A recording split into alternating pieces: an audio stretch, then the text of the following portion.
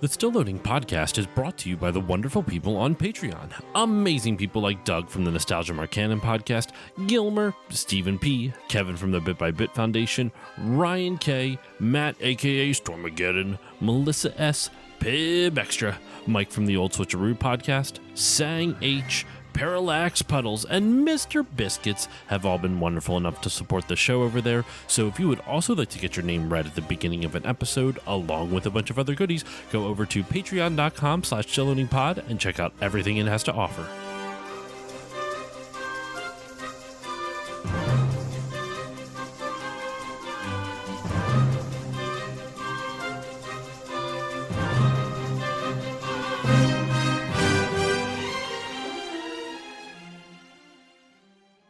On this episode of Still Loading, we're going back to Force.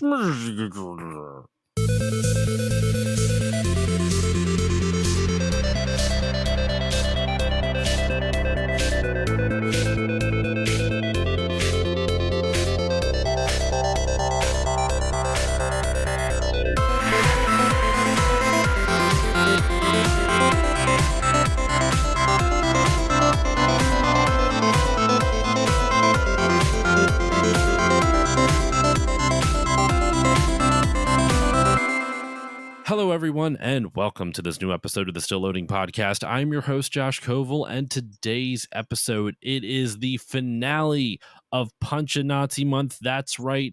We've spent the last, two episodes, 3 including this one, punching some goddamn Nazis right in the mush, and it was a satisfying time every single time. And we're wrapping up Punch-a-Nazi Month this year with a return to the Medal of Honor series. You know, last year we covered Medal of Honor Underground.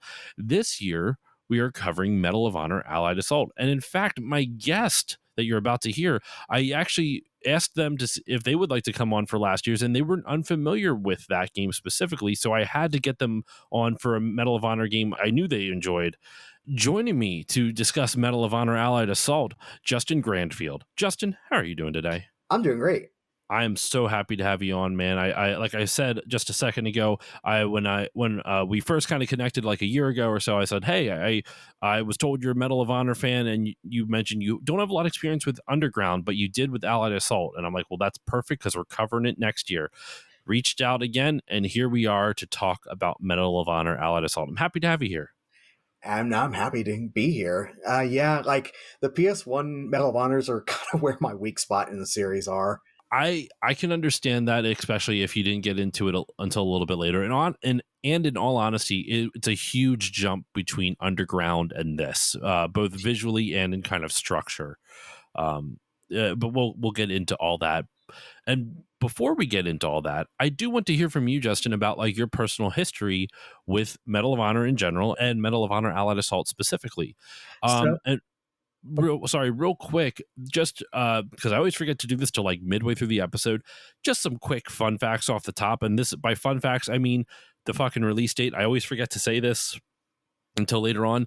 Medal of Honor Allied Assault came out on January 22nd, 2002. It was developed by 2015 Inc., published by EA. There's some fun people who worked on this, which we'll get into the actual fun facts section, of this game. But yeah, so just wanted to, put this game's place and time, put it in place and time right off the top of the episode. Now, Justin, what were you doing in 2002? Were you playing this game, or what's your history with Medal of Honor in general? I wasn't playing this game yet. I was in high school, so it's going to age me severely. But I think when this came out, I was in my junior year of high school, and I was still playing a ton of Parasite Eve 2. I was just replaying that game over and over again.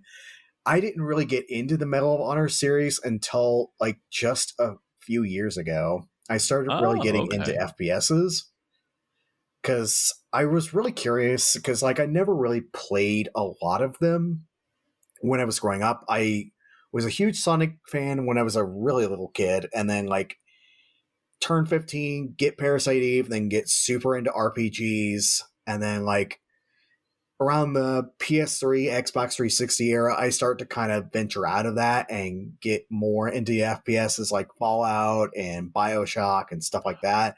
But it never Okay. touched like the mill FPS games like Call of Duty and Medal of Honor. And it wasn't until like a few years ago I started to realize I wanted to kind of experiment and see what they were like. So I've been picking games up here and there on the cheap through the secondhand market just to kind of get a chance to play them, Mm, because a few of them, like, they're getting harder to play now because like their yeah. availability is so spotty. EA has just taken a lot off the market, or it's just if you want a physical copy you have to get it for very specific platforms. Yeah, no, I get you. I get you. So what did, like, when you first experienced Medal of Honor, I guess what was the first Medal of Honor game you played then? Was it Allied Assault or was it something else? It was actually the 2010 reboot. Oh, so the one that takes place in the Middle East. I don't Yeah, remember which country specifically, so I don't want to I don't it's want to insult kind of anybody. nebulous. I think Yeah. it's Afghanistan though. Mm. And so you started with that and then you worked your way back and tried some of the others? Yeah, I felt like I wanted to try more of the World War II games because, like, growing up, like, World War II is, like, for many millennials like me, World War II is kind of this, I wouldn't say mysterious, but, like, it had this mystique to it. Yeah. Almost a romantic mystique. We were kind of inundated with a lot of World War II, especially toward the late 90s with Saving Private Ryan, then Red Line, and then like Medal of Honor, of course. Band of Brothers. Mm-hmm. And it also didn't help that, like, if you watch Looney Tunes growing up, they were a lot of them were made during World War II, so there was a lot of terminology and slang that was specific to that era that we just kind of grew up inundated with almost accidentally. Exactly. And like also one of my favorite movies growing up was Casablanca. So Mm, um but yeah, World War II was just kind of something I was always kind of interested in because of I had that association with, like, say my grandfather fought in World War II.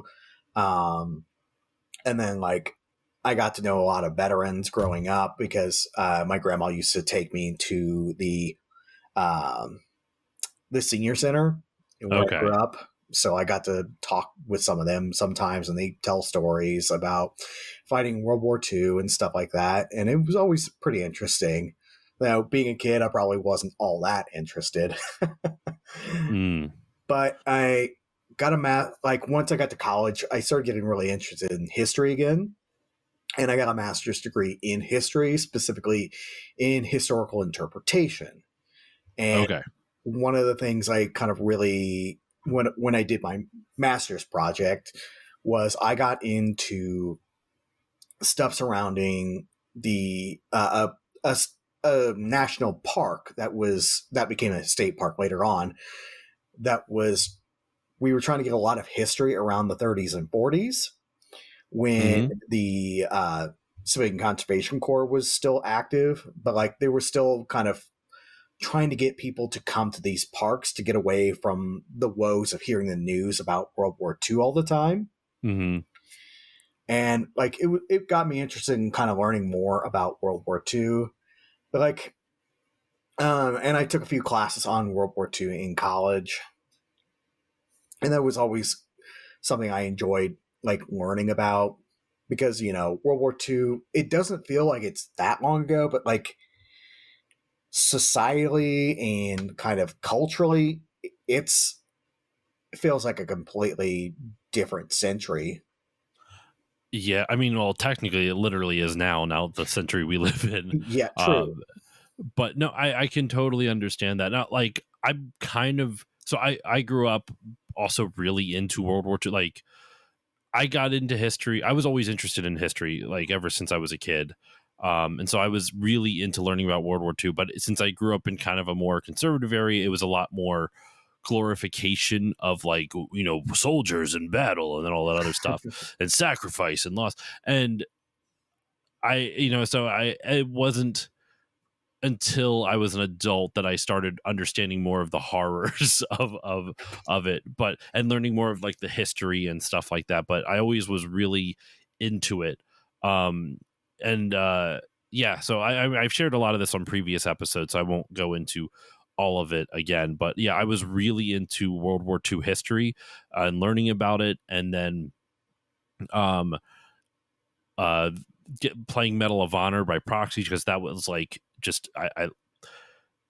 I don't know. It's weird to say that I liked the aesthetic of World War II, right? Like the way this is going to sound so dumb, but like the way the uniforms look, the way the sandbags even look, like how like fortifications were made, that was aesthetically pleasing to me, which is fucked up to think about. If you know what I mean, like that's just it. Yeah, I think I know It's what you're so going weird. for. It has a more refined look to it because like everything was a lot more formal back then. Even like uniforms these days, they feel less kind of formalized because like even like a battle, like a BDU set feels like almost like wearing like a t-shirt and pants. Whereas like in World War II, you were wearing like a very, very more formalistic outfit. Yeah, I mean, and it's not even just like their uniforms and stuff. It was even just like how fortifications looked, Mm. and like I like when I was really into it, I would also like, you know, I was really interested in like the geography of a battlefield, right, and how things were laid out, and like that always looked cool to me. And I really to this day I don't understand why that specifically was so appealing to me. And it still is to an extent, but I also, I don't really it's more weird to me now because it feels like a glorification of war as opposed to respecting it in a weird sense. Not respect as like it deserves respect, but respecting like the severity of it is what I'm Mhm. trying to say, if that makes sense. Oh, Like that's totally understandable, and I understand that too because like you want to learn how these battles work because like sometimes you just want to know. hmm. And I think something like that I've mentioned in every Medal of Honor episode, and I think it bears repeating. I would like to actually hear your thoughts on this as well. Sure. With Medal of Honor, I think compared to other war shooters, right? I always felt, like Call of Duty, especially, though I don't think it started out that way. Excuse me, like old Call of Duty, like the first few, I don't think were like this, but the series morphed into it, where it felt like the term that got thrown around a lot in the late 2000s, early 2010s, war porn games, which was Call of Duty. Call of Duty was just war porn, like very like look how cool war is, that type of thing. And I never felt like Medal of Honor was like that. Medal of Honor never felt like a war porn game to me. It focused on the history. There was a lot of history elements to this game. Like it tries to be not just historically accurate in terms of like which weapons you use and the locations and the history figures and stuff like that, but also in like it's not trying to glorify war. It's trying to like almost glorify the sadness of it, if that makes sense. Like really kind of glorify is not the right term, but like making sure you understand the context of it and like the severity of what happened, even though the game is fun. So it's like a weird mixture of like this is fun, but also this a lot of people died here. I Right. always felt Medal of Honor kind of like balanced that really well compared to what war FPS has turned into. Do I, you I agree think with that at all? I think with the intent that Steven Spielberg went in with the first game, there was a balance between a romantic aspect to it and a respect for the That's what war I'm trying. itself. Yes, thank you. But like Steven Spielberg worked closely with like the Medal of Honor like society to kind of get their opinions. He brought in an advisor that was retired military to kind of look at the game and see what was good, what was bad. And like the first iteration of Medal of Honor, like they completely nixed it because like it was just seen as really bad. And Mm. then it was completely reworked into what it became in 1999. And yeah, you can definitely see that Spielberg had a passion for trying to get it right. And I think as this series gone on, they tried to kind of emulate that moving forward, but like eventually, COD kind of won the war between Medal of Honor and itself. And then like Medal of Honor kind of changed to fit COD, what COD was trying to put it Yeah. into. And obviously you can't it did not do COD better than COD did, obviously. And I actually like the 2010 remake, the reboot of the series, a decent amount. Like it's been a long time since I played it, but I remember enjoying it. That also could have been a little bit of copium because I'm like, it's fucking Call of Duty. Medal of Honor is where it's at. Oh, come on, because that was always the series I was a sucker for. I actually just played that game's sequel earlier this year. Oh, Warfighter. Yeah, Also it's didn't okay. hate Warfighter, but but it's been a while since I played it, so I don't remember much. It's just it's a competent enough game. It's just got some stuff that just doesn't work in it. Like the door breaching stuff is just terrible. I don't remember it at all, so I'm gonna have to it's been so long since I played either of those, the Warfighter or the 2010 reboot. And it is frustrating because I would love to see, I know they've kind of gone back to World War II a little bit, not just in Medal of Honor, but because they did Medal of Honor Above and Beyond in 2020, Right. which was done by Respawn of all company, which was, oh my god, I can't believe. Oh, okay, that's, I feel so dumb. So the fun fact section I was going to bring up, I didn't have a whole lot of fun facts. The main thing I was going to bring up, since especially because we're talking about Call of Duty, was that two of the main game designers for this, Vince Zampella and Jason West, went on to create Infinity Ward, which would then go to make Call of Duty. And obviously Infinity Ward became just a huge powerhouse. I guess they're still operating. I haven't really kept track of it all that Right. much. But then in 2020, Respawn Entertainment made Medal of Honor Above and Beyond, which is an Oculus game, or a VR game. And it's also apparently on Windows, but I'm assuming it's for It's still a VR. VR game. Yeah, that's which is unfortunate. Boo, that's dumb. But it's funny because I totally forgot that Vince Zampella and Jason West created Respawn. So they came back to the Medal of Honor series, the game that kind of put them on the map and helped them create Infinity Ward and in turn Call of Duty and whatnot. Another fun fact about that VR game though is that that game has won an Oscar. Wait, really? Yeah. They produced What? a short film called Colette. That's about a woman. Excuse me, about a woman going back to France, I believe. But it was very well received by the Oscar committee and won an award. Wow. And the film follows former French resistance member Colette Marin Catherine as she travels to Germany for the first time in 74 years. Her visit is inspired by a young history student who enters her life and convinces her to visit. I'm not even going to try to pronounce that. Oh, it's a concentration camp. Oh my God. Okay. Yeah. Mittelbau Dora concentration camp where her brother died at the hands of the Nazis. That's crazy. I need to watch this.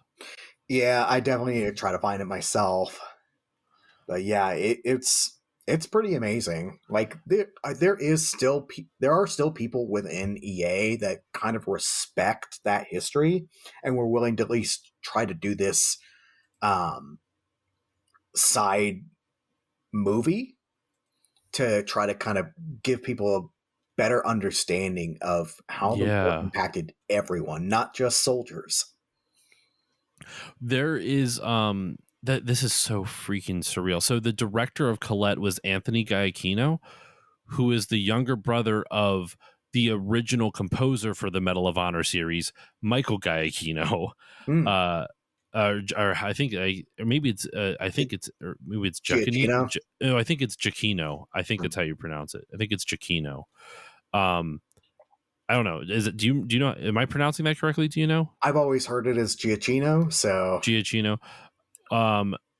So according to Wikipedia, it's Giacchino. Okay. And for those, I've said it before on the other episodes, but just in case this is someone's first episode of the podcast, for those who don't know, Michael Giacchino went on to work on almost every Pixar movie. Yeah. Like the man is a phenomenal composer. He worked on the Muppets Wizard of Oz. I didn't even know Muppets did a Wizard of Oz. The man's got That's range. crazy. Yeah, I mean, he did Cars, he did Up, he did the TV show Lost, he did Ratatouille. Like this man has done so much. He did The Incredibles. Um, he has been around, so he's like very prolific film and TV composer, and that's kind of crazy that his younger brother directed the documentary that's used for a Medal of Honor game, which he got his start in. Well, I shouldn't say he got a start. He worked on other games prior to Medal of Honor, but that kind of like from my understanding, his work on Medal of Honor is what put him on the map for J.J. Abrams, who got him to work on Alias and Lost and stuff like that. It almost feels like a passing of the torch. It really does. It's man, it's crazy how this stuff weaves in and out. And it's interesting because of all the um games and everything. There's only been two that went away from World War II, and it was the Medal of Honor in 2010 and the 2012 Medal of Honor Warfighter. Every other game in the Medal of Honor series is World War II, and I'm excited to cover more of them as this series goes on because, like, it's Punch a Nazi Month continues, next year and the years to come. Because there's some really cool stuff that Medal of Honor does in like later games. I'm looking at you, Medal of Honor Airborne. Really excited for that one. That's a great game. It really is, and it does game. not get the love it deserves. It's a really good game, and I believe I don't know if Michael Giacchino also he did. Man, that man, like they really he set such a staple with his soundtrack for this series that they used it for so long, and it still works. It's a great soundtrack. And Airborne also has some really good like side content about the creation of like say like the weapon sound effects and the planes and stuff like that they used. It's really cool. They're unlockable, so you have to do a little work to unlock them, but like it's worth it. I might just try to find a cheat code. We'll see if it one's available. Real quick before we get into the gameplay, then one last little not fun fact, but just kind of in conjunction with what we were talking about with that documentary from Above and Beyond, Colette. It's worth playing. I know you said the PS1 games for you are a blind spot for you. Play what is it? The one I did last year, Medal of Honor Underground, because you get to play as a French resistance member, Manon, Manon Batiste, and like I talked about in last year's episode how like that was they had to sell the publisher on it, and the way they did it is like, well, because unfortunately, being the gaming industry we all know and love, a woman protagonist was considered like, well, we don't know if that can sell or not. And they were able to convince them by showing them Tomb Raider. They're like, well, Tomb Raider sold well. And they're like, oh, I guess you're right. And so they allowed them to stick with Manon. But at the end of the game, when you beat it, there is like while the credits are rolling, you actually see like video footage of them interviewing French resistance women. Just interviewing them about their part during the resistance. And this was done in the 90s. So like they're like, obviously they're not young, but they still look like, they look just like your grandparents as opposed to now, which they're any surviving World War II veterans, whether they're soldiers or resistance members, they are in their early hundreds probably at this point. Yeah. They're a dying breed. Yep. I mean, because, oh man, that's crazy to think about. Anyway, we should get into the game now in earnest, though. Definitely.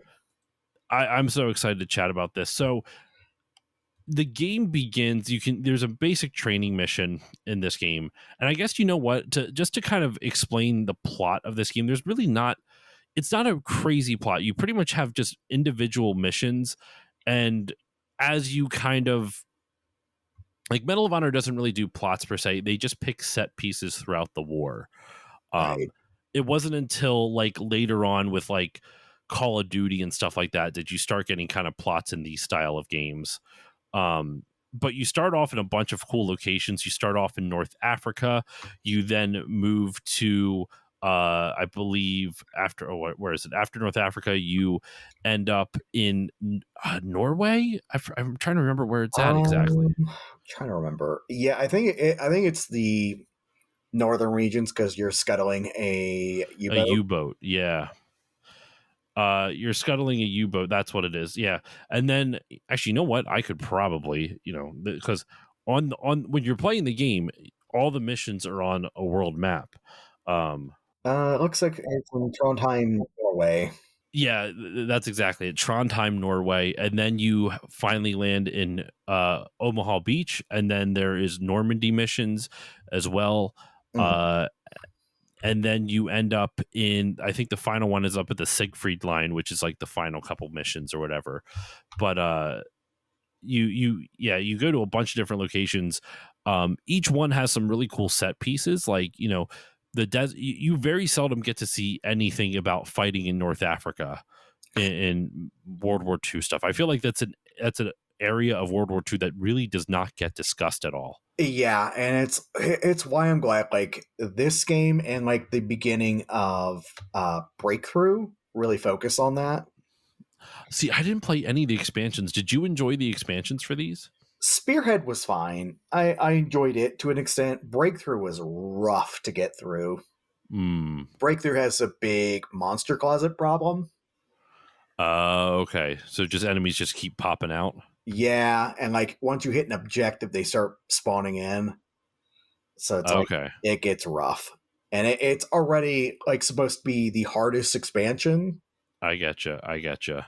And I went in there like a year after playing Spearhead. So, So you're rusty, and then you're going into the hardest expansion on top of that. and it's already hard on easy.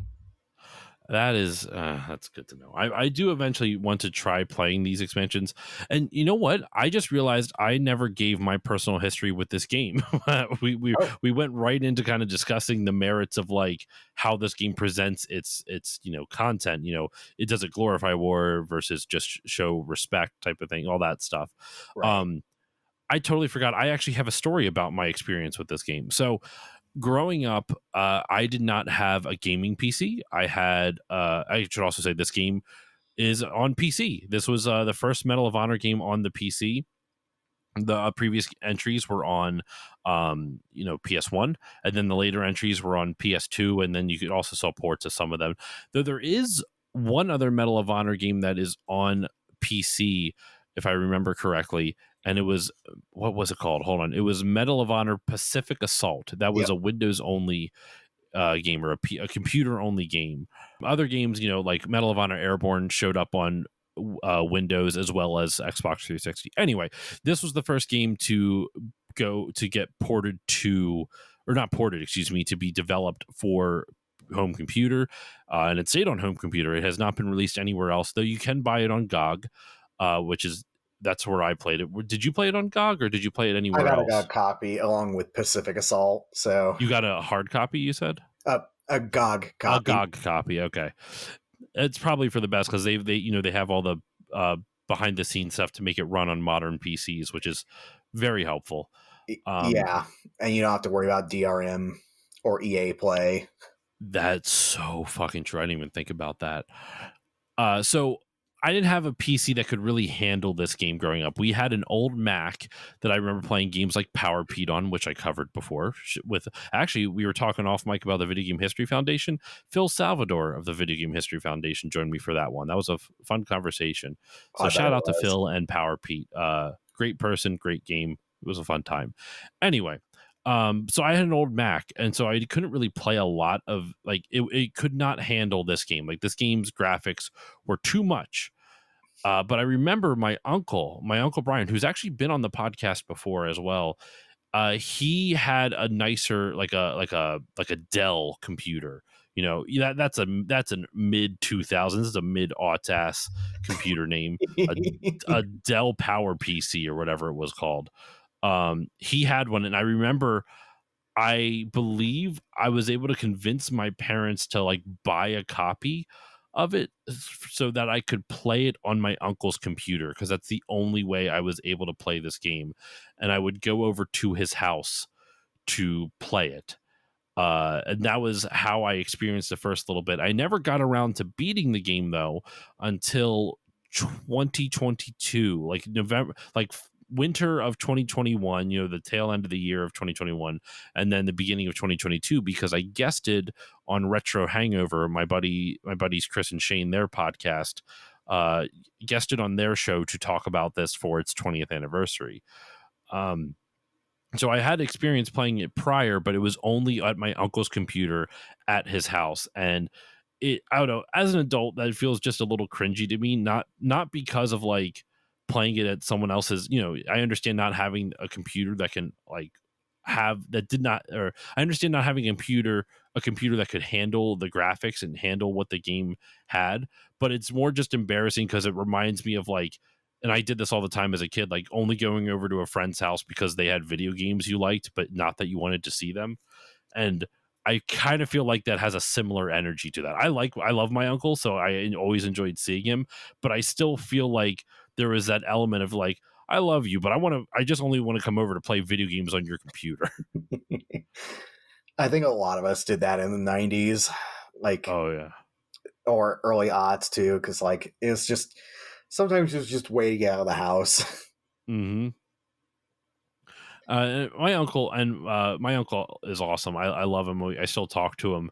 I've been reading the Wheel of Time series, and he's been letting me. He owns all of those, so I'm once again mooching off of him again. I guess it's not just computers now; it's books too. So go figure. But yeah, so that's my experience with Allied Assault. I played it on my uncle's Dell computer back in the mid early aughts, and man, I missed the mid early aughts sometimes. Anyway, that's definitely just nostalgia talking. But in any case, so that's my own experience with the game. So to get back into the gameplay, we already mentioned you go to a ton of different locations. You go to North Africa, you go to Norway, Trondheim, Norway, where you board a U-boat. You land on Normandy Beach on D-Day. You also parachute in behind enemy lines after D-Day. You end up at, like, I think it's the Siegfried line, or I don't know if it's around Operation Market Garden or not, but like you end up going through like a sniper's nest of a town up in Sniper Town. God, I hated that level so much. Oh my God, we'll get to that because I have some words about that. But yeah, there's a big level variety, like a lot of like cool areas for you to play and explore. So I guess to start off, Justin, I'll throw it over to you for this first.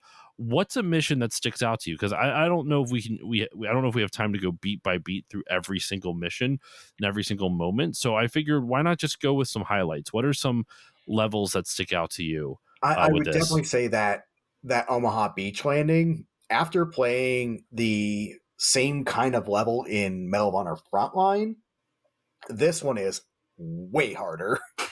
Significantly. Because like in Frontline, it's the first level of the game, so they tone it down a bit. Like they still make you feel the danger, but like you're getting shredded in this level in Allied Assault, because Mm-hmm. it's like I think the 7th level of the game. So the training wheels are already off. Yes.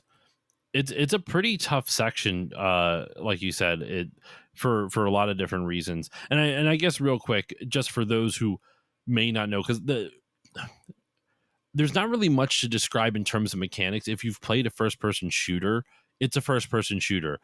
And it's an older first person shooter where you run really fucking fast, and you also can carry like 7 different guns all at the same time, and there's no burden. You just fucking do it.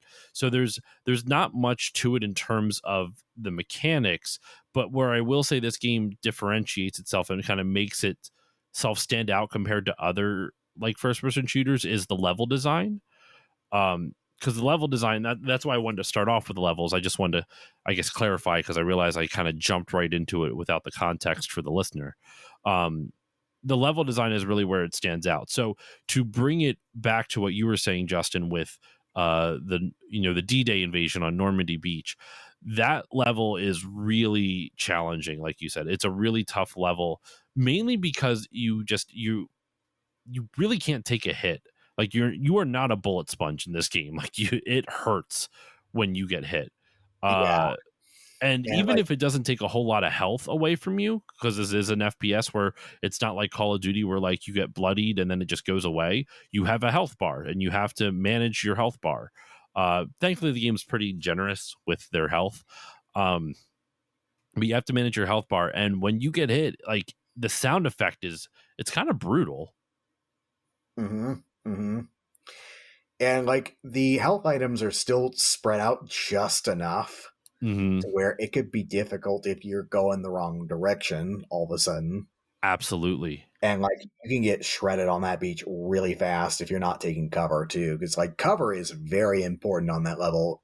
Unlike very many other levels in the game, cover is almost essential because you have to Yes. move up slowly. And well, there is, I will say the downside to the level that kind of breaks the immersion for me is that the gunfire happens in a pattern. Mhm. Like it's very clear, like the machine gun will shoot for like, I don't know the exact time. I'm just going to say 10 seconds. That would be really long. We'll say 5 seconds, and then it stops, and that's your chance to then move up and go to the next area to find some cover. So you still have to be strategic, like you said. You have to find cover, otherwise you will die. But it's at a very like rhythmic pace. The machine gun shoots for 5 seconds, stops for 5 seconds, shoots for 5 seconds, stops for 5 seconds. With that said, they even with that kind of like immersion breaking, there is still moments in that level where like you have large gaps between cover, so you have to like it still feels tense even once you figure out the pattern and the rhythm of it, because you don't know if you can reach it or not. Like it looks like you might not be able to, but you just might. I honestly think it's really expertly placed, because sometimes there'll be stuff that's clearly like, oh, there's no way I can make that, but the game wants me to do it, so I guess it's going to like somehow force me along. Kind of like, when you play Uncharted and you're like, that jump is way too long, but it's where the game wants me to go, and so you'll jump, and the game will very clearly like you wouldn't normally reach it, but the game like glues you, like magnets you straight to the other side of like a Yeah. cliff or something like that.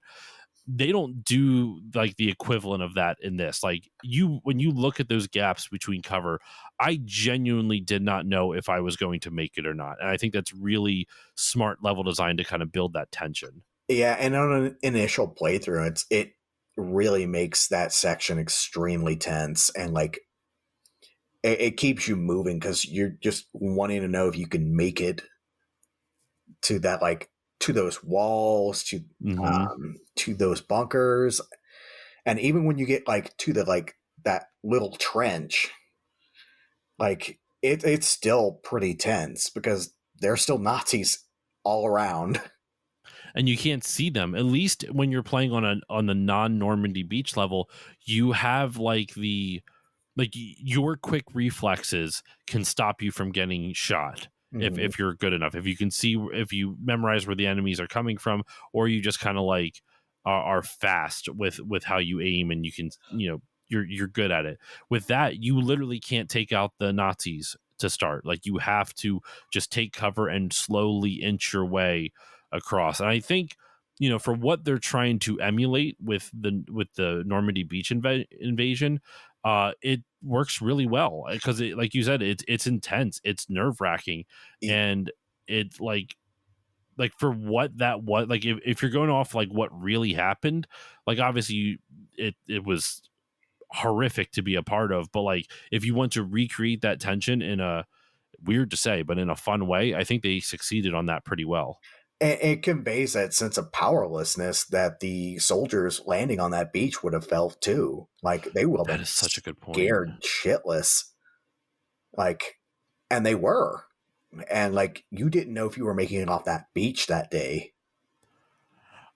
I will say both this game and when I cover Frontline in a future episode, both nail that feeling of landing on the beach super well. Like just the fact, like, you're on those like U-boats or whatever they are, whatever they're called. It's not a U-boat, but you know what I'm saying. Mhm. The boats that are transporting you to the beach. I forget what their proper term is. But when you're riding in it, it is just quiet. All you hear the bullets going by. You might hear some explosions, but they're a little muted because it's almost like the soldier you're playing as is lost in thought, just like kind of you, the player, are lost in thought, and you're just like standing there, excuse me, just waiting for what you know is going to be like this like horrifying experience. Like you don't know if you're going to survive it or not. It's Yeah, like just so well executed. it really captures that spirit of like the calm before the storm, or like, that deep breath before the plunge. And I will say, like, I don't think this game always does that well. I think they do that well in that level. Like I think it does. Most of the levels are pretty like, I don't want to say like straightforward, but like the cinematic nature of it. It was still them figuring out. Like you can see where Call of Duty got its cinematic roots in this Mhm. game for sure. Yeah. Yeah, because like there's other levels later on where like even in the expansions, right, where like you I think it might have been in Breakthrough, whichever expansion starts off with you dropping in on D-Day with your parachute. You know what I mean? I That forget which one. spearhead. Spearhead, that's what it was. That's the only one I dabbled in. You said Spearhead was the more challenging one, right? It's challenging, but it's not as challenging as Breakthrough. Okay, good to know. Good to know then. Um, yeah, so I'm with you on that. I like the D-Day level quite a bit. For me, actually, one of my personal favorites was, if I'm remembering correctly, it was the Nebelwerfer hunt, and it's the level after that. I want to say so. You land on Omaha Beach, and then it's not the exact level after that. After you land on Omaha Beach, you're like fighting your way inland, Mhm. and I really enjoy the levels after that, like kind of walking through the hedgerows. There's a specific area in the Nebelwerfer hunt where, because it's towards the end of the level, where like basically you're going deep behind enemy lines, and there's a whole bunch of Nebelwerfers that are like in a field, and I swear to God, it's something straight out of like Saving Private Ryan, like where there's like um maybe it was this one or maybe it was another spot. I'm trying to remember. I think it was in the Nebelwerfer hunt though, where like there's like a radar station or a radar tower, and I swear to God, it's straight out of Saving Private Ryan, where like midway through the movie, where they are, they're walking behind enemy lines to get to Ryan wherever I forget which town he's in France, and they come across something similar like that. I can't remember the exact moment in the movie, but I remember it I'm pretty sure it was in this level. It might have been in the previous level in the battle in the, what is it? The Bocage. Mhm. That I can't, it's going to drive me nuts. I'm going to double check which level is, which level it's in. I'm pretty sure it was in the Nebelwerfer hunt, but it might be in the battle of the Bocage or something like that.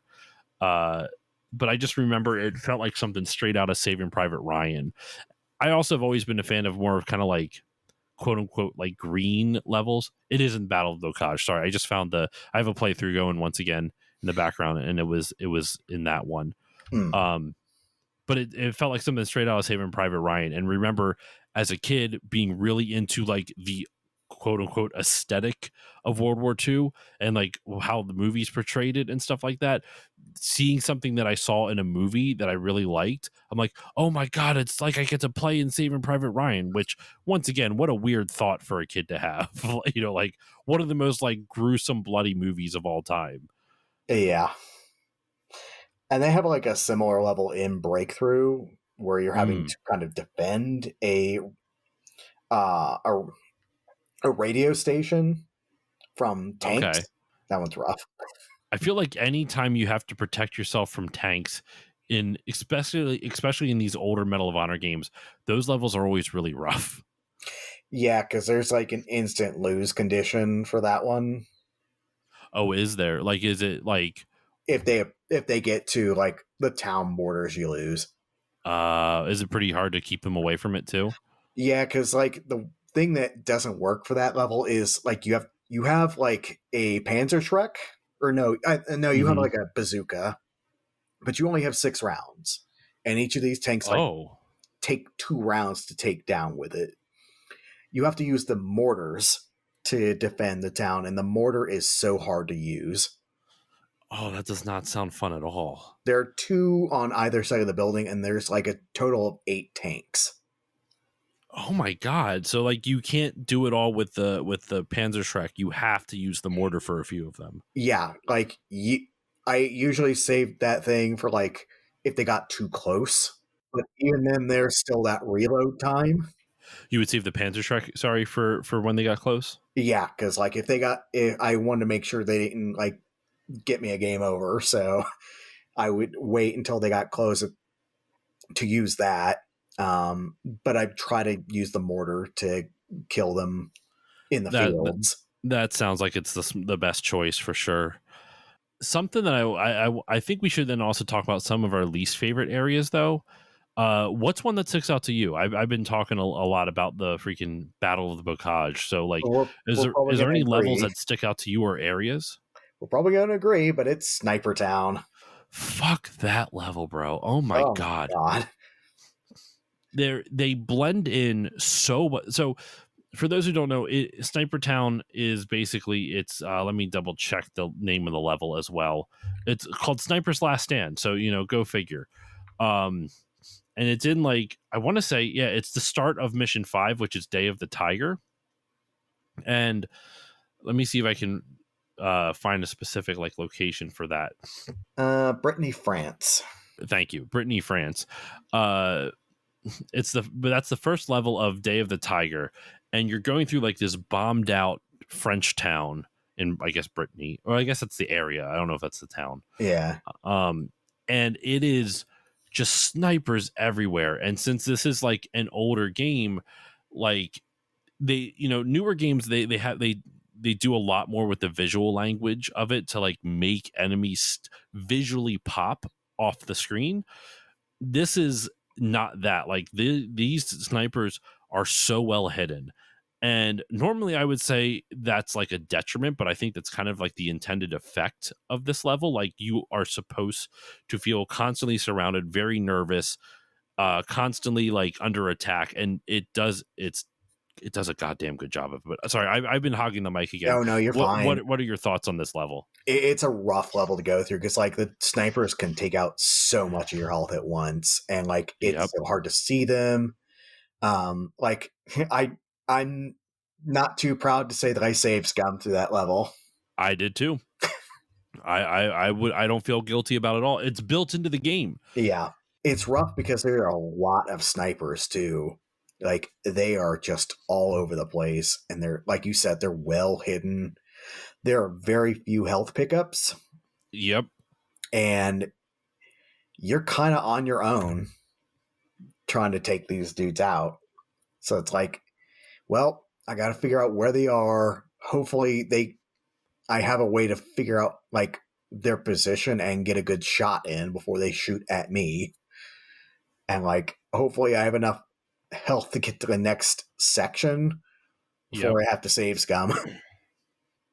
Dude, it's so brutal because like I'm the long play I'm watching. The dude's already died like 2 or 3 times. Like it because it has chapters on it. It's the longest chapter by Yeah. far, this level, and the level isn't that long. It really isn't. Like when you look at how it's broken up, it's a relatively short level, but it's so painstakingly slow.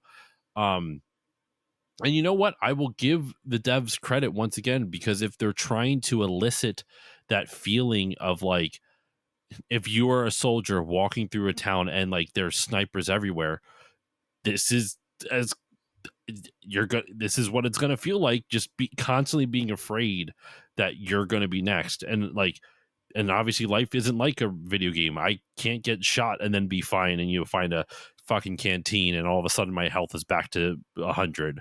Yeah. Oh, thank God, this water. What? It's a miracle. This bullet just disappeared out of my arm. It's great. No, this level's really challenging, man. There's so many moments that I like. I I played this on stream and I was raging so much at it. I was getting so fucking mad I don't because doubt that. there's so I many was enemies in too. this. Um, It's so rough though. Oh my god! But like after you get past that, like the next level is almost like a piece of cake because it's the mhm. tank level. I normally like the tank levels are tough because I'm pretty sure you play as a tank first, and then you then have to like guard. There's actually a really fun sniper mission later on in this where not when snipers are shooting at you, but it's the I believe it's the tail end of this where you have to protect a bridge. Uh huh. Mm-hmm.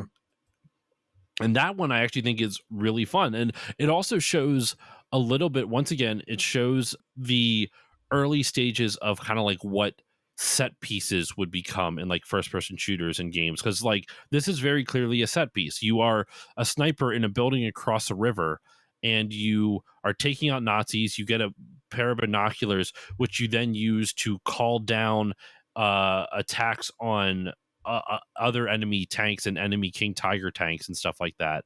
Mm-hmm. And at the same time, though, enemies will come up the stairs, so you have to manage the enemies trying to run at you while you're also sniping enemies across the bridge, while you're also calling in like aerial support on tanks trying to take out your King Tiger tank that you commandeered in the previous level. Mm-hmm. Like really fun and challenging mission in my opinion, but not like too challenging. Right. And it's definitely kind of fun to get a little bit of payback after the hell that was Sniper Town. Yes. I think I almost wonder if that was like intentional to have the player feel a little bit of cathartic where they can just snipe till their heart's content and not have to worry about anything. Yeah, hope I feel like that probably is the case to a degree. And like, do you agree with me though that like this is kind of like the start of like what would become like set pieces for like Call of Duty and stuff like that? You can kind of see the DNA in missions like this. Yeah, definitely. Because they have it set up so well to kind of like pace you through the level and pace you through these smaller encounters. Mm-hmm. So these set pieces become kind of important to kind of help guide you through the level. Yep. Now, there are some levels though later on too. Like it's actually the very next level. So level 16 is the bridge, which is part of mission 5. Then once you do that, you move on to mission 6, which is return to Schmerzen. But once again, I can't pronounce it, so Schmerzen. This mission, excuse me, it's the final mission of the game. Like for you are kind of going back to Fort Schmerzen, which for those who did not play the previous game, Fort Schmerzen, no, Fort Schmerzen, Schmerzen, or however you pronounce it, is the final section of the first game. Mm-hmm. Or it is a mission, excuse me, in the first game. And I believe I'm trying to remember. You might actually return to it even in not Allied Assault. This is Allied Assault in fucking Underground as well, but I can't quite remember. But the basically a mission that you do in the first game where you play as Jimmy Patterson, you blow up this base, and then in this game it's like, oh, the Nazis rebuilt it, so you as like Lieutenant Holt, I believe is your Yeah. character's name in this, you have to go back. Sorry, not Holt, Mike Powell. Holt is a Oh, different game. yeah. Mike Powell, generic ass American name. There you go. You have to go back to Fort Schmerzen. Yeah, so actually here, Wikipedia even describes it more succinctly than I am. Powell's final mission sends him to Fort Schmerzen, a German mustard gas producing facility along the Siegfried Line that was previously raided by Lieutenant James Patterson, the protagonist of the first game and Medal of Honor Frontline, but has since been restored to operation, supposedly as a POW camp, but is being used to produce mustard gas. Powell is you parachute in the woods where you destroy some flak guns, which is like the first mission of this first level, excuse me, of this mission. And then you kind of fight your way through the forest to get to it. This level is really intense because you drop into a forest. There's fog everywhere. There are trees everywhere. And it once again does a really great job of kind of recreating like the anxiety of like what you're trying to do. Like you are a soldier, yes, but you're basically an agent going in on a sabotage mission, and you're by yourself, and you feel alone in these woods, man. Like it is really nerve-wracking. Yeah, and what like doesn't really help help you feel comfortable is that just the sheer amount of pillboxes.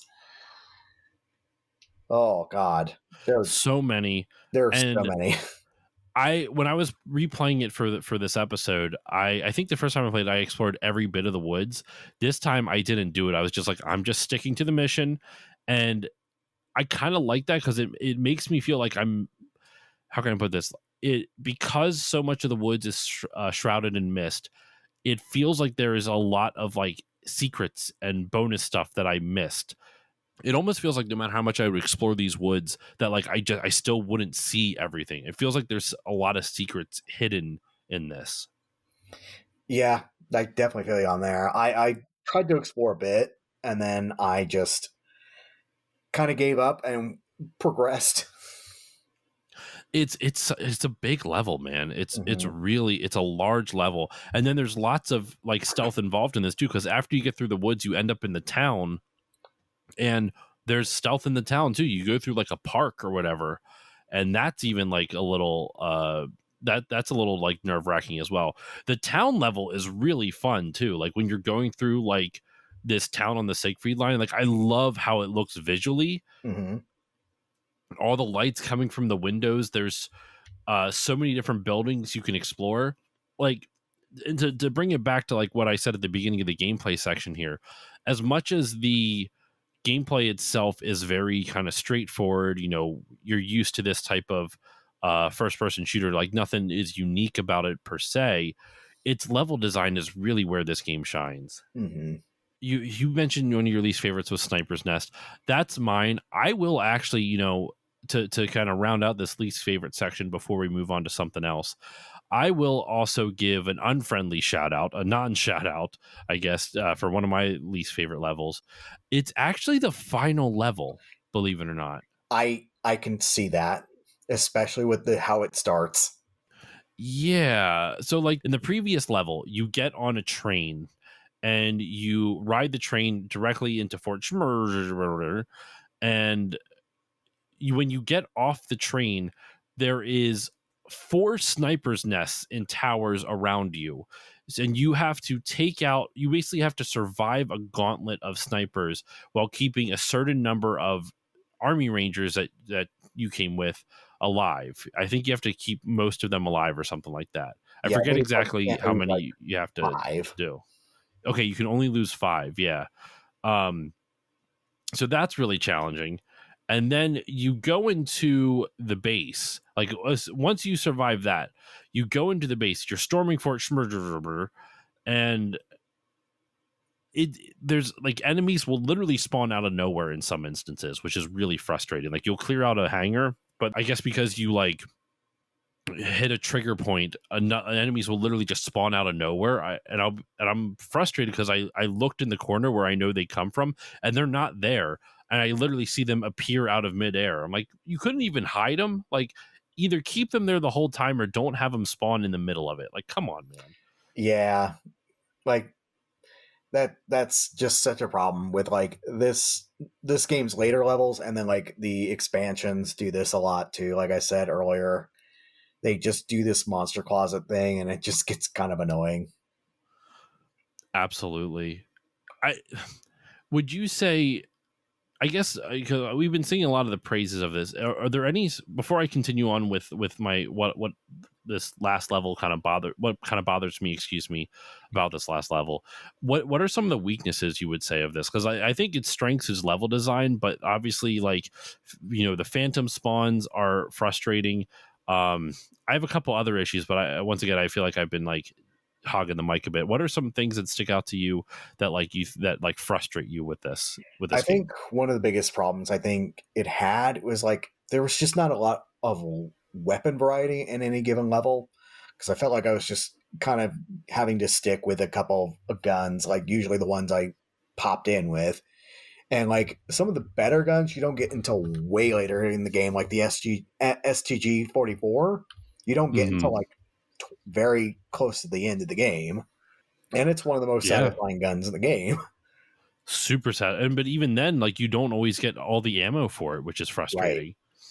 And oh, gosh, I would say just the ramp up of the difficulty is pretty severe after the North Africa mission. Hmm. It's it takes the training wheels off, but like it also takes one of the wheels off too, off the bike. Yeah. I would agree with you on that. It's not an easy game for sure. I feel like, you know, older FPSs are like this too. I discussed Return to Castle Wolfenstein last Mm. week, and that game's also no, sorry, not last week, 2 weeks ago, and that game's also like crazy challenging. I think it's just something about like FPSs sorry, this era, like the difficulty, they didn't quite figure out how to like master the difficulty of this, like in terms of scaling and everything like that. Mm-hmm. um I mean, it was a relatively new genre. I mean, if you really think about it, the Wolfenstein 3D came out in what, 93 or whatever, so Uh, like, or maybe 92, so like this game came out in 2002. It's only 10 years. But it's crazy to see how fast, like, visually it progressed in just 10 years. if anything, it makes me appreciate what came after in terms of like gameplay developments Hmm. in other games like Call of Duty and later Medal of Honor games and like say Battlefield. Um, Yeah. you get all these kind of things that didn't work getting weeded out, but the things that did work are gradually integrated into all three games. I'll even say, like, I think the health system isn't particularly my favorite. So I think like what Call of Duty, well, Halo kind of started it, but like with the recharging health, I Mm-hmm. think was a real big benefit. But at the same time, I don't know, like if you, especially if you're going for like a war type of thing, there's no tension when you know your health can just recharge on its own. I Uh, think I think the limited health system can work, but you have to do it like I think the best game that kind of does that is Call of Duty World War II, where okay. like it gives you access to health items, but your one of your companions can also throw you a healing item every once in a while. Mm.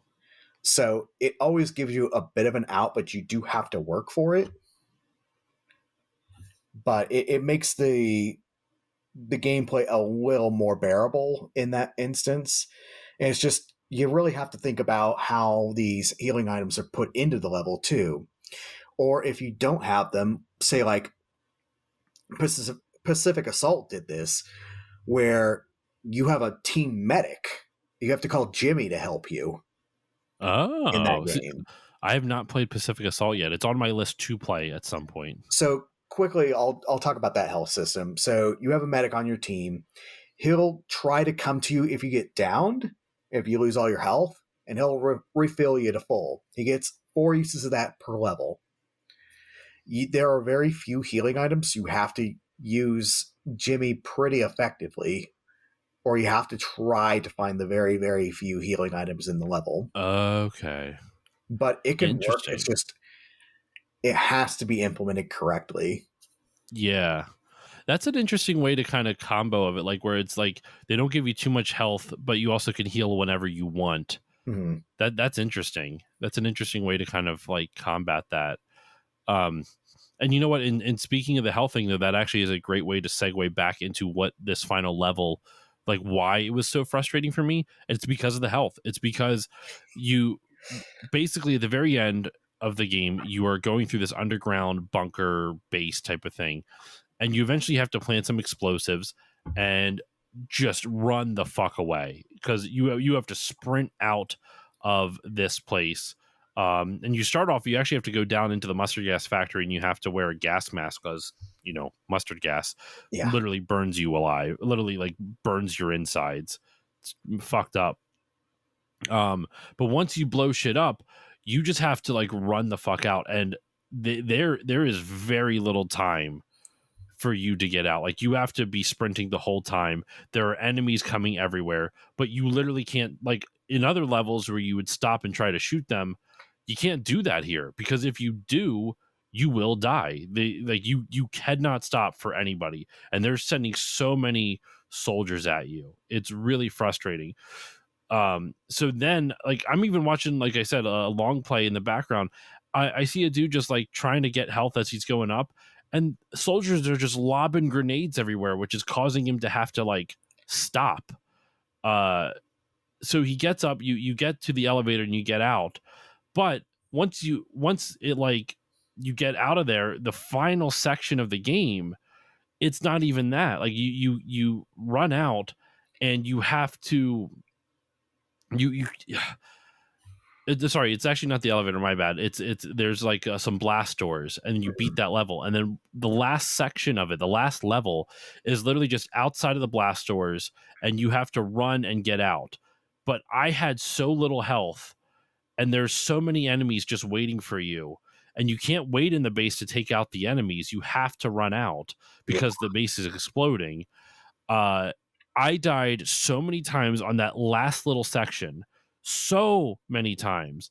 And they try to be fair by giving you a fuckload of health, like right, like there's a bunch of health pickups right behind like a table outside. But I didn't. But to get that, you have to hope that the other guys don't kill you. And then even if you do get that, there's snipers up in towers, which if you don't find fast enough, they still wreck you. And then you have to wait for the train door to open, because there's a train waiting for you on the outside. You have to wait for them to open the door for you, even if you get to it.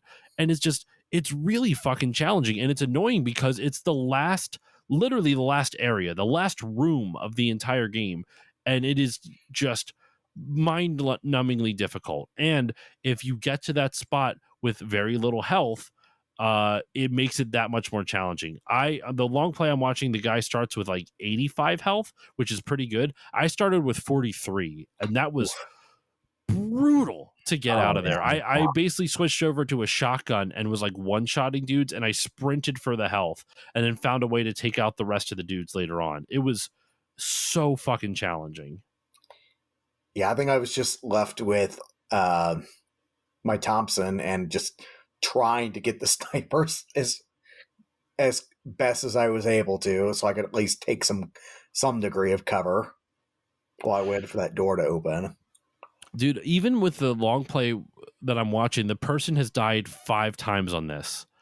Like, it's crazy. It's the last level. It's the last room. It should not be like, I don't mind things being this difficult, but like it almost feels unfair because you could theoretically soft lock yourself on this. Yeah. If you show up there with only like 1 health, like what are you supposed to do except hope that you don't get soft locked, like restart the whole level again? Yeah. It's fucking brutal. Any final thoughts on the gameplay though, Justin? We've been kind of going. We've touched on our favorite levels, touched on our least favorite, touched on some of the set pieces we like. What? Any final thoughts on the gameplay that we have not talked about yet? I think another thing I was kind of mixed on was the driving sections. I was just literally thinking about that. I'm like the mounted machine gun sections, the driving sections, all that stuff. So feel free, go into it.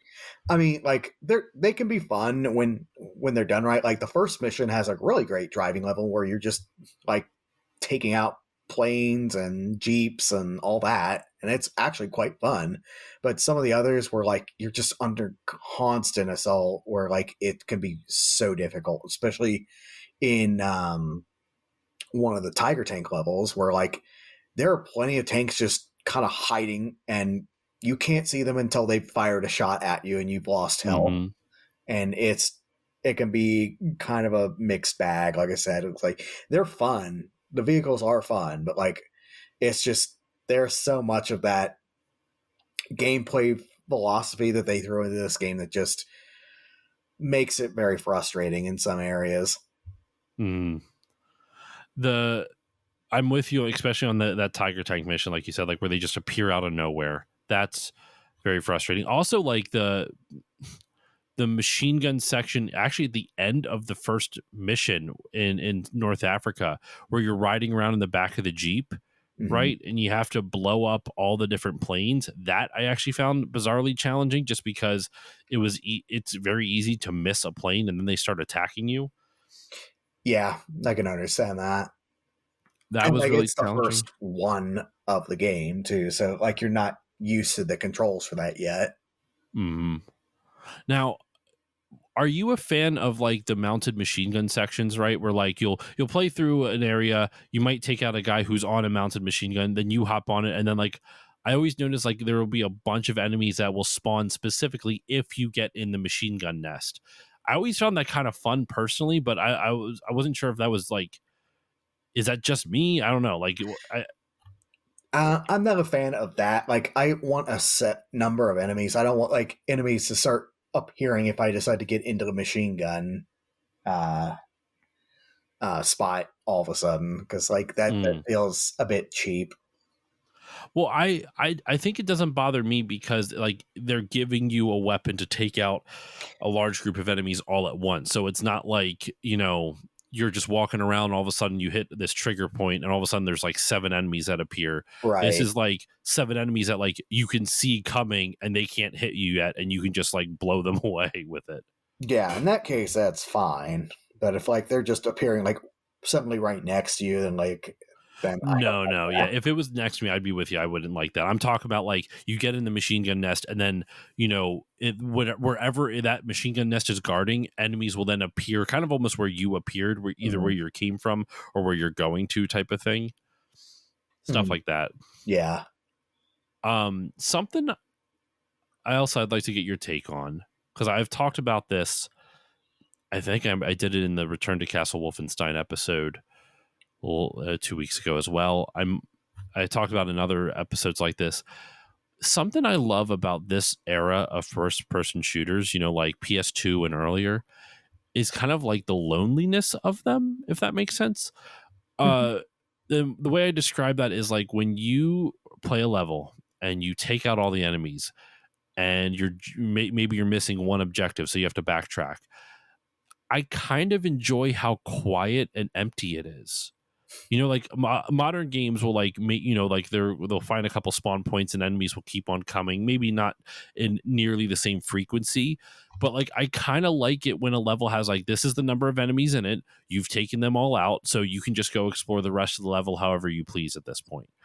And it's very quiet and almost contemplative because like you're just wandering around, especially in a mission where like you're wandering through like a town or something like that, whether it's a town that's been bombed or not, it could be put together or not, but like you're wandering through a town and you might hear like explosions off in the background, but like you might hear like random dogs barking in the distance and whatnot, but it's bizarrely calming. Maybe not calming is the right term, but it's very zen in a weird way. I don't know how else to describe it, and it's not because of like the shooting part isn't zen. It's almost like maybe just because of the juxtaposition, but I don't know, I've always been a fan of that style of first person shooter where like it's linear, you take out all the enemies and you have like this very kind of lonely air, like this loneliness about the level afterwards.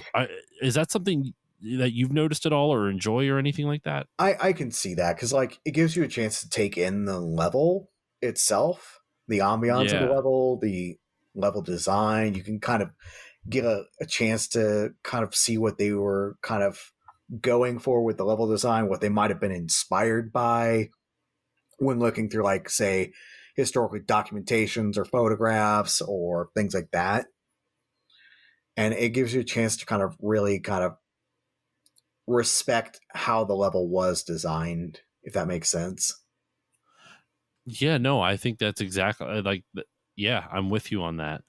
Um and like it's fun to kind of go back and see all the different levels, how like they're like I almost wish you could go through levels without enemies sometimes, almost like in a debug mode or something like that, Mhm. just to see like what all is there, like what am I missing, what are some areas that you like hid away without the pressure of like wondering if you're going to get shot at some point.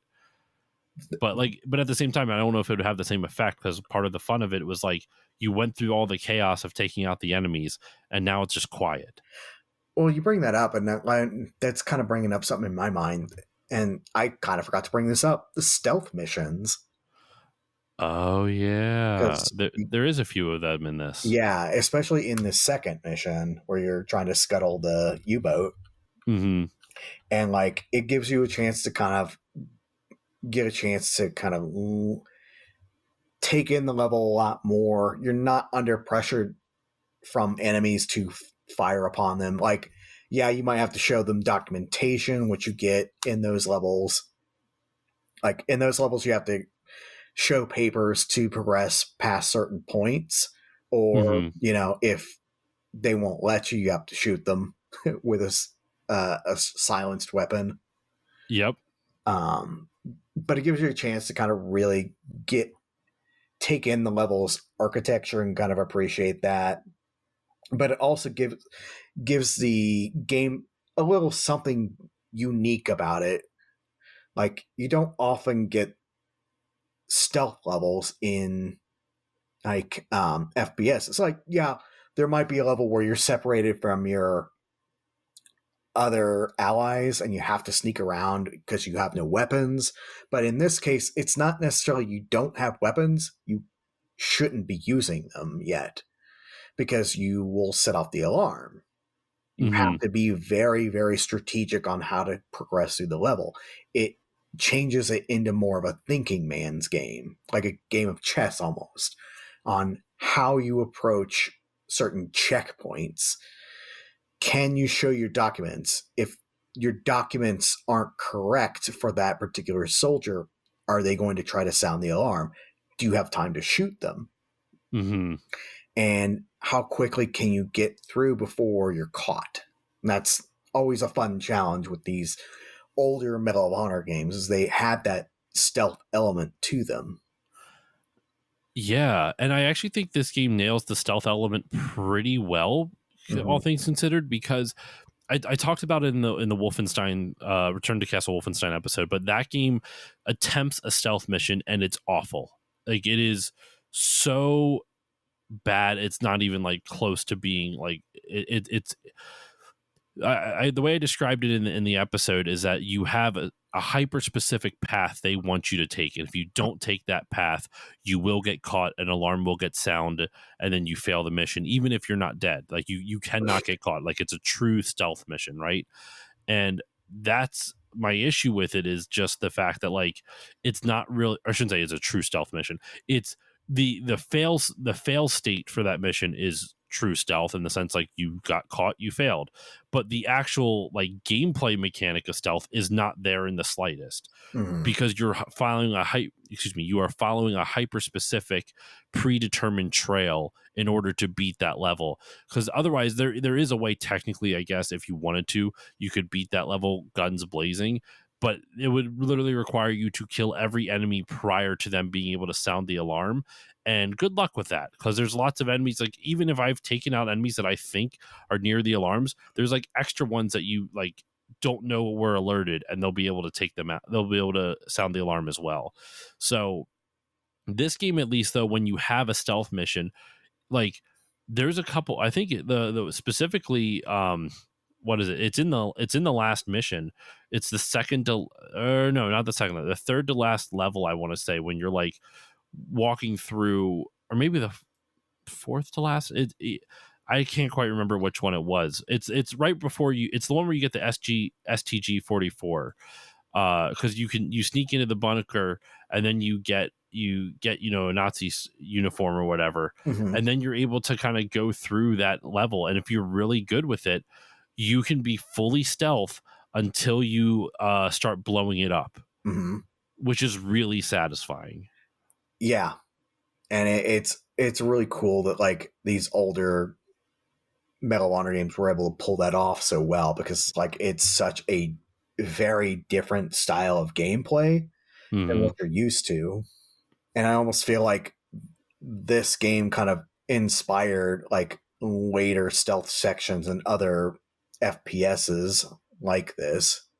Hmm. Because there's a section in Call of Duty World War II where you have to kind of do the same thing, but you're a French resistance agent rather than an American one. Did you enjoy Call of Duty World War II? I actually really loved it. I'm gonna have to give that a shot, because I was happy when I heard they returned to World War II again, with all the lessons they learned from the last like decade plus of doing modern games and whatnot. Mhm. Um, so, or modern, like or games set in a modern setting type of thing, or a contemporary setting type of thing. Um, so I might have to give that a shot at some point. But all Definitely. right, we've been going on the gameplay for a little bit now. Let's move on to the overall presentation of the game. The visuals, the music. We've already touched on a little bit about how we think the game looks and feels, but let's actually talk about it, in earnest. So I'm going to throw it over to you first, Justin. Um, what are your thoughts on the game's presentation? Its graphics, its music. What are some things that you would like to talk about with it? So for the time, I think the graphics look great. Like for a early aughts PC game, it was looking like as good or if not better than like its PS2 and Xbox counterparts. It was looking even better than like some of the Mm-hmm. nicest looking PC games at the time. And it had the requirements to run to match. But yeah, it's a very good game. Like we said, the music is fantastic. Mm-hmm. Like Michael Giacchino really does a great job with the score overall. The sound effects are really well done. You really get a sense of like the visual and kind of sonic dimensions of the war. Yeah, I'm with you on all of this. I actually think specifically the art direction. I want to really highlight the art direction of this because I think the art direction of this game is really, really strong. Um, it the visual fidelity is one thing. It looks really good for a 2002 game for sure. Like I think even like you were saying, compared to Medal of Honor Frontline and others, like I do think it uses the full extent of you know PC visuals, I guess. Excuse me. And I think it looks really fucking good. Still looks really fucking good. Yeah, Uh, I think my favorite like scene overall is when you're in the church before you rendezvous with Manon. yeah. That's a really beautiful scene. Like you have that stained glass window, and it's a gorgeous visual. I think it also that kind of ties in with our gameplay discussion too of just the level design. Like they really knew how to craft a space to be cinematically interesting, but also make the gameplay be fun and engaging for those spaces. And it just like I like right now I'm watching the long play like I've already mentioned 1,000 times, and they're just going through a bunker, right? Like it's just concrete walls everywhere, but there's so much visual like distinction between all the different elements of it, whether it's like the walls are one shade of gray, then they have a different texture and a different shade of gray for like kind of like a border around the walls type of thing. um it I just think like it's a bunker. It would have been really easy to have like just fucking boring ass concrete walls everywhere, but they did such a good job with its visual design. And now this wouldn't be that much a surprise, but once again, this is 2002 with, you know, 3D graphics are still relatively new. Like they're less than a decade old for the like, Mm-hmm. well, shouldn't say less than decade old. They're approximately a decade old, if that. And they're still trying to figure out like this step into like the next generation of visuals. And I think just everything about this looks really good, and like every level has such a great visual identity to it.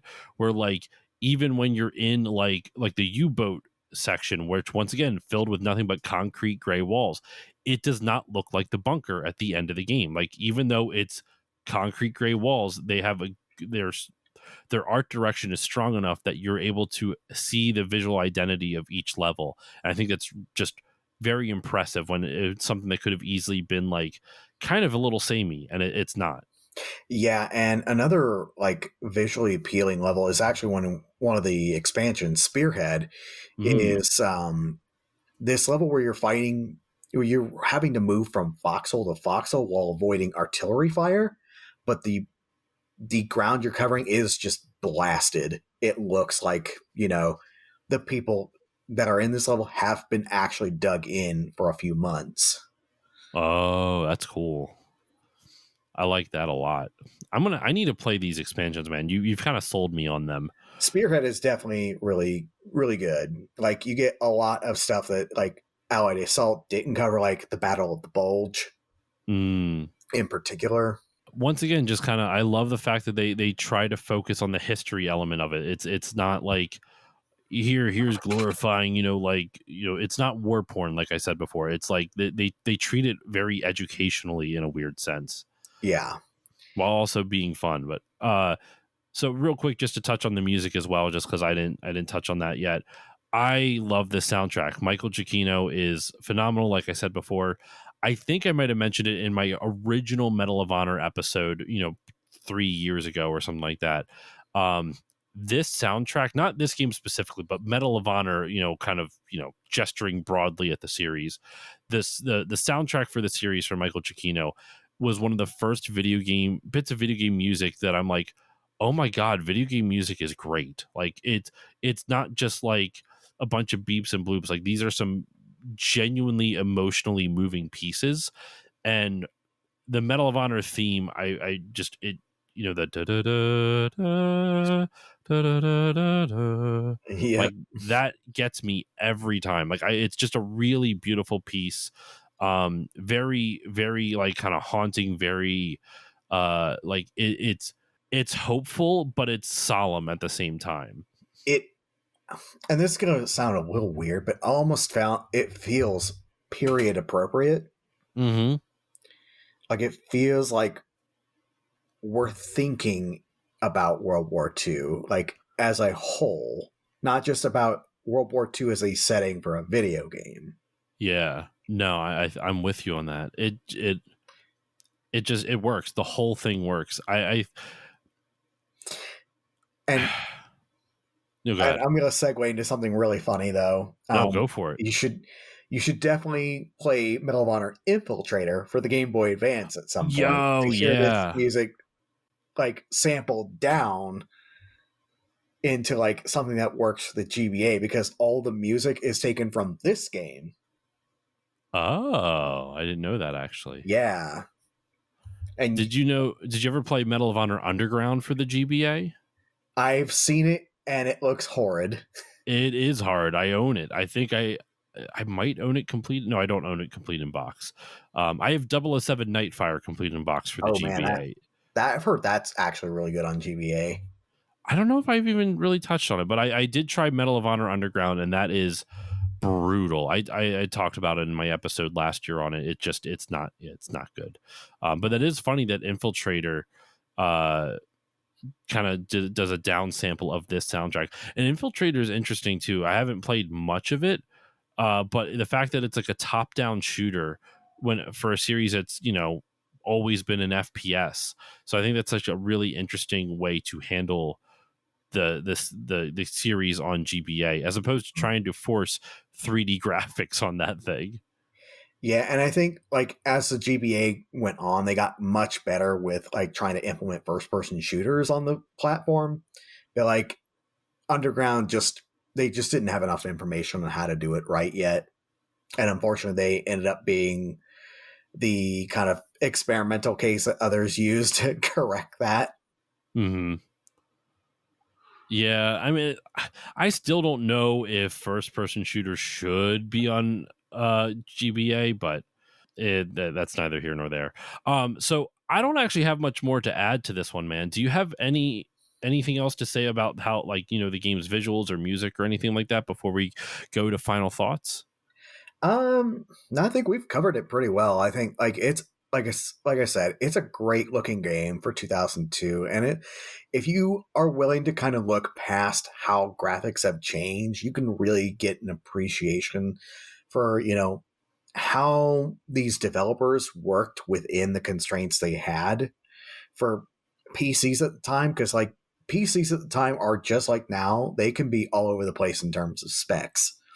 So they had to kind of find something that worked for a general set of computers, and I think they found like the best of that they could. Mm-hmm. Yeah, no, I feel like especially back then, developing for PCs had to have been so difficult just because you really didn't know what specs everyone was going to have. So they really did a good job finding something like that would work for. I mean, I don't know if it worked for the most amount of computers as possible, but worked for my uncle's computer, and that's good enough for me. Yeah, I don't think this would have worked on my dad's like Windows 95 Dell PC. I wonder if this was even compatible with Windows 95. I actually own like the Medal of Honor War Chest for the 10th anniversary of it, that had this game and a bunch of others for it. But anyway, well, let's wrap this one up, man. Let's give our final thoughts over here. Um, I'll go first, and I'll give you, my guess, the final word on it. Uh, this game is great. It is like it. It's a great first person shooter. If you like first person shooter games, this is absolutely worth playing. Not just because it's like, whether even if you're not into like the historical stuff or like the World War II thing, it's just a really well designed first person shooter. The levels are great. The music is great. The visuals are great. Like, there's just a lot to love about this game, and it still honestly holds up decently well. Um, I'm not going to say like it's for everybody, because once again, this is a 2002 FPS. Like, you are going to have, it's going to be very hit or miss for some people, because not everyone likes 2002 first person shooters. Like, these older first person shooters do have a different overall feel and vibe to them. So if you don't enjoy older first person shooters for their vibe, this won't really appeal to you. But I do think it still feels solid to play. It doesn't feel too dated. It's not too outrageously difficult, with the exception of those levels we mentioned. And I think I enjoyed my replay of it. I said it on the Retro Hangover episode, when the question they ask at the end of each of theirs is, does this game hold up today? And I still think it holds up today. I do. The level design, I think, is great. I just think that some people just might not be used to how like old first person shooters with their health systems work. But once you get around that, it's a lot of fun. So yeah, that's kind of my final thoughts on it, though. Justin, throwing it over to you for your final thoughts on Medal of Honor Allied Assault. I would definitely say to anyone that's considering trying this, do so. Because if you are a fan of newer FPSs, you'll get a better understanding of the history of them. And you'll get, I think, a better appreciation of them too. Because you'll see what it took to get them to where they are now. What works now has come from the experimentation from the past in games like Allied Assault, in games like the original Call of Duty, that was kind of inspired by the work that Vince Zampella and Jason West did on this game. Mm-hmm. And you get a better sense of like how, the overall like visual design and the music and the sound effects have just kind of also evolved from like the original PS1 games to even just this one hop to PC in 2002. And I think like I'm glad these games are on GOG, because for now it means that like they can still be played in a DRM free way, and people will still have access to them. And I think that's important going forward, because I'm a little sad that like EA has basically canned the series. I'd love to see it, say handed over to a team at, say, Rebellion, for example. I think they could do a really good job with the series. But yeah, I think definitely play this if you haven't got a chance. It's a really great game once you get past a few of the hang-ups that this older style of play has.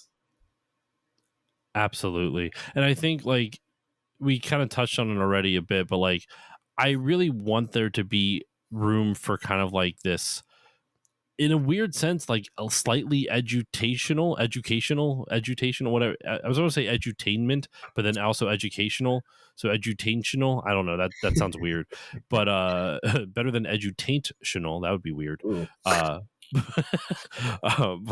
like I want there to be a market for this style of game again, where it's like you're playing through a historical event, and they're not just doing it for the sake of like I was saying with like Call of Duty and a lot of like other later FPSs, where it's like a war porn type of thing, but really trying to show like the historical context of it. And granted, this is also coming from an American perspective, so like obviously this game is very like pro America, fuck you, whatever.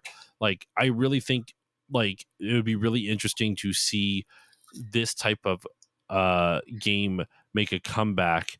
Maybe put more education into it. You know, we were talking off mic about the cool shit that Digital Eclipse does for video game history. What if you did something like that with like a timeline, but you play through different moments of like, it doesn't even necessarily have to be war, but I'm think just because this is a World War II game, it's on my mind. Or But like, how cool would it be to like, you know, uh play through, you know, you have like a timeline about like the of World War II, you know, like Germany invades Poland, and then maybe you would see something from that, and then you would see you know, the next segment, and then you they could pick and choose which levels you would choose, type of thing. Like that might be interesting to like try out, or like kind of do what they did with Band of Brothers, like find someone that like you can find a narrative that goes through the entire war or whichever historical event you're choosing, and like you follow this person through history, through the events, and you can, there's like a narrative, as opposed to like this, which is kind of disparate like individual levels that they kind of cobble together a bit, which I still love, but it is, you know, there's no story to this game really. It's just right. this, hey, we found out the Nazis are doing this, go get them, and that's pretty much the narrative for this. And um another thing they could probably do is like kind of like Ubisoft's Discovery Tour series for the Assassin's Creed games, but like I don't know exactly how mm, they would implement this. Maybe like in like a director's commentary way, as you go through levels, you can unlock like director's commentary notes, like you would in say like Portal, and they just talk about like the history of like the place you're in and like mm-hmm. how it was impacted by the war and many other factoids that might be interesting to learn. I think that almost kind of like BioShock audio diaries or something like that, Yeah. you know. Yeah, I would just love to see something like this come back, because I like like these games are just genuinely fun, like genuinely like, you know, over the top first person shooters to an extent, but also like the history elements of it, I think just make it stand apart compared to like what other games, what like the FPS genre kind of turned into. Yeah, and it would be nice to see like this series revived instead of just ending on a down note with a very poorly received kind of COD clone and a Well, VR game unless that you a count the very VR few people game. aren't going to play. Do you count the VR game as the final set? Well, that's what I was saying. I was getting to that. Sorry, Oh, and no and a worries. VR game that a very small number of people aren't really going to be able to play. Yep, I can't play it. I want to because I love Medal of Honor, but you know, there's no way for me to play it, and Yeah, it and sucks. it's on Oculus and really not anything else. And I think, does Meta own Oculus, right? Yeah, Yeah, not going to play that then, unfortunately, unless I can find a way to not play it on Oculus. yeah. But anyway, yeah, I think that's a good place to wrap up this episode, though, man. This was a really fun conversation, and I hope we our passion for this game has made some people interested in trying this out at the very least. So everyone, go check out Medal of Honor: Allied Assault. It's a great game. You can find it on GOG, like we said. Good old games, easy to access. But yeah, Justin, thank you once again for joining me, man. I appreciate you setting aside some time for this and coming on the show. It's been great having you on the show for the first time. So, where can the good people find you if you are to be found online, and what would you like to promote? Well, you can find me on Blue Sky. My username is Rorenado, Rorenado. I also write for Game Critics. I should have a couple of reviews coming out soon for Monster Hunter Stories 3 and the Disney Afternoon Collection for the Switch. I also occasionally will write for Skybox, also known as Skybox Critics. Currently, don't really have anything else to promote, but yeah, that's where you can find me these days. All right. I will make sure to include links in the show notes for all of that. For myself, you can follow me on Blue Sky at Still Loading Podcast, excuse me, at stillloadingpodcast.com on Blue Sky. That's the actual handle over there. At Still Loading Pod on Instagram, Twitch, technically Facebook and Threads, but I'm not really, it's just fucking, I don't really do much over there. It's there though, if you want to find it. But I on Twitch, I stream whenever the hell I'm able to. So if you'd like to know when I go live, I played this game on Twitch. So if you'd like to see some of the games I'm covering, you want to see me play some of the games I'm covering on the show, you can follow me on Twitch at Still Loading Pod. Like I said, if you like the show and you want to support it, the easiest way to do that is give it a 5-star rating and review on whichever podcasting app you use. It helps more people find the show and it pleases the algorithm gods or something like that. There is also a Patreon, patreon.com/stillloadingpod. For only $1 a month, you get all the episodes a little bit earlier with better audio quality, as well as access to patron voting rights, which help guide the direction of the show. In fact, I guess when this episode has come out, the most recent patron chosen topic was Perfect Dark that I just covered a few weeks ago. And there's another game my patrons voted on, Trace Memory for the Nintendo DS, which I'll be covering in a few weeks or so, or month or so. I'm not quite sure when, but it's coming soon. That's all for $1 a month. For $3 a month, you get everything I mentioned at the previous tier, plus patron shoutouts, which you heard at the beginning of this episode. For $4 a month, you get all the previous stuff, plus 2 mini bonus episodes every month. And for $5 a month, you get everything, all the previous tiers, the shoutouts, the bonus episodes, the voting rights, early access, all that good stuff. Plus, you get access to my monthly movie podcast, which changes its name every time I change the theme. But right now, the theme is Muppets. So the show is called Still Muppeting. It's the only Muppet movie podcast where me and my friend Doug from the Nostalgia Marcanon podcast play the music, light the lights, and we talk about the Muppets on Still Muppeting tonight. And that's all over at patreon.com/stillloadingpod. And the last thing I have to say, like, I've gone through all my plugs and shout outs, and that's a very long-winded thing already.